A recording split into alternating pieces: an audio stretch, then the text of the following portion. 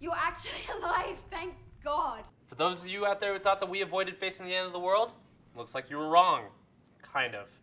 2012 may have come and gone, but it looks like some of the biggest names in Hollywood are about to face the apocalypse in the new movie This Is the End, which finds a group of celebrities trapped inside James Franco's house after a night of partying turns into a catastrophic disaster. James, does this movie live up to the hype? I mean, there's been a lot of hype. It has almost every actor you've seen in a movie in the past 5 years, but I honestly am surprised it does. It lives up to the hype. There's a lot going on, and these big movie, A-list studded movies coming out recently really don't live up to the hype. Movie 43, I don't think anyone was excited to see, but it did have a huge cast. Rock of Ages had a huge cast. Nobody really liked it, but this one I think is the first big one. Not Valentine's Day, not New Year's Eve, but this one I think really pulls off the whole have a huge cast, a lot of celebrities, and I also think it's because they're playing themselves. I think they're comfortable. Yeah, I agree. Coming into this movie, I didn't believe the hype, to be honest, but I was really surprised with how well that it came together. For the most part, everyone was either enjoyable or just they fit together well, and it was just really solidly done. I ended up being really taken away at how just natural everything felt, even with all this crazy stuff going on. It just felt like these characters were actually friends just in this situation, and it was really funny. It really surprised me, especially going in expecting oh, they'll just be Seth Rogen doing Seth Rogen things. But in the end, this movie just feels like something that hasn't been done before, and I just really enjoyed it. Yeah, I thought this movie could go one of two ways. Either be really, really great, or one of the worst things I've ever seen and just crash and burn. And luckily it was pretty great, so I was happy with it. Everything was really funny, and you could feel their personalities coming through. And a lot of people say Seth Rogen plays the same person in every movie, and they even make a point of that in the movie. But I think what really works here is that he gets to be himself, and he's, people say, oh, he's just being Seth Rogen. Now he literally is being Seth Rogen, and it's probably the best I've seen. Yeah, it's another actor in this film that is said to play the same character every time is Michael Cera. And he has a featured cameo in this film, and it's phenomenal. That was probably my favorite cameo. Michael Cera is phenomenal, and he is in, and it is just wonderful. Make sure you're listening when you see this movie, because you'll probably be laughing over these lines. Every word of dialogue Cera says, pay attention. It's golden. So freaking funny in this so movie. funny. There's a great Superbad reunion. That's not gonna ruin it. I think that was the funniest part of the movie for me. That was one of the biggest Superbad ones. characters get back together. Well, when they're all there, when all these celebrities are there in the beginning, you have no idea what's going to happen. I mean, if you go in blind like I wanted to, you have no idea. It could be any of these celebrities that make it to the end. And then they all die. James was crying. I actually was pretty emotionally torn for that. The next 10 minutes, I was just I just saw all these people die. I know them. I root for them.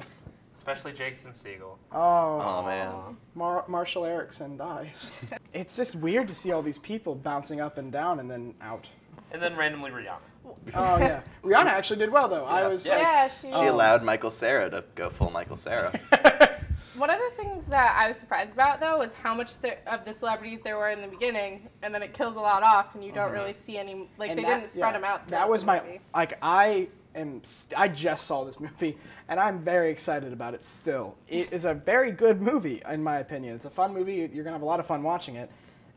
That's my only thing, though. They kind of fizzle out on the celebrities. Every, time they go somewhere, you want to see Reese Witherspoon hiding under a park bench with a shotgun, but that's the only thing. Kind of sticks to James Franco's house for a while. Yeah, and then once there's this big scene and there's a climax to that thing, and then the movie just kind of peters off and ends within 10 minutes of this big change happening. But I personally, afterwards, I like where it ends. I think it's the only ending you could really get out of this, and I'm okay with it. But I do agree, it was a little rushed. I liked that, and I thought it was really funny. I mean, you have to accept that this is a world where there's just the apocalypse, and it's celebrities dealing with the apocalypse. So I think that's the only way it could have ended and not felt forced, because they were that's it.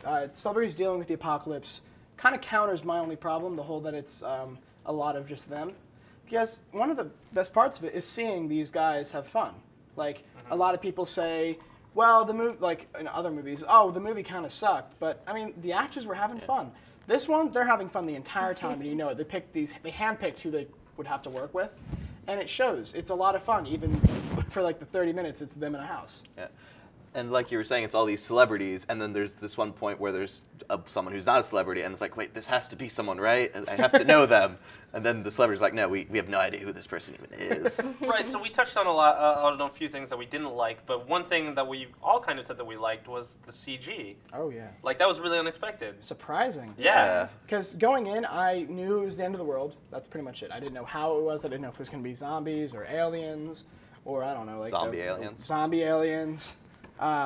But the way they pulled off what's happening, I think CGI-wise was a shock because it was good. Yeah. I mean, it's a comedy, and normally with comedies, you don't expect it to have big budget CGI like on par with other movies. That's their biggest draw, because the biggest draw for this was clearly the actors that were in it. But then the CGI was really good on top of that. They were striking when the iron was hot because all these people who are in this movie, they're not like Will Smith box office pool or like old Will Smith box office pool, but they're the people that you go to get like a solid, good movie. So I think if they're going to make a movie like this, which I've never seen a movie like this, with a big budget, now is the time. These people are probably at the biggest part of their careers, and it shows that they got this movie made. Right, so on the infamous Pretentious Film Majors 5-star scale, what do you give this at the end? Michaela? Okay. I give this at the end a 4 out of 5. I really liked it, and I thought it was funny. James? Okay, maybe it's because I just saw it, and I want to see it again, which is usually my, go-to. If I want to rewatch it for the first time, it means it's good for me. I think it's going to be a 4.5 out of 5. Yeah, I also really liked it. Some of the things caught me up a little, but I enjoyed it, so I'm going to give it a 3.5 Capri Suns out of 5. Oh, gosh. Now I want to watch it again for that scene. Right, so I think, like James said, it's unlike anything out there right now. I don't think they're going to be able to replicate something like this ever again. Because it was so enjoyable. I legitimately laughed so much, more than I can recall any other comedy in recent history. So I'm going to give it a 3.5. For more on the Pretentious Film Majors, follow us on Twitter, like us on Facebook, and check out our website at pretentiousfilmmajors.com. Yeah. We got 12 bottles of water, 56 beers, Nutella, CT Crunch, a Milky Way. Can I have that Milky Way? No, you can't have the Milky Way. It's my special food. I like it. I want some of the Milky Way. I'd be pretty bummed if I don't at least get a bite of the Milky Way. What you want, son? This is my game. This is my lane. Get out of the way. What you want, hun? What the hell? Oh my God! What you want, son? Hey, YouTubers. Leave us a comment with the celebrity that you're most looking forward to seeing in This Is the End, and you can win a Redbox movie rental.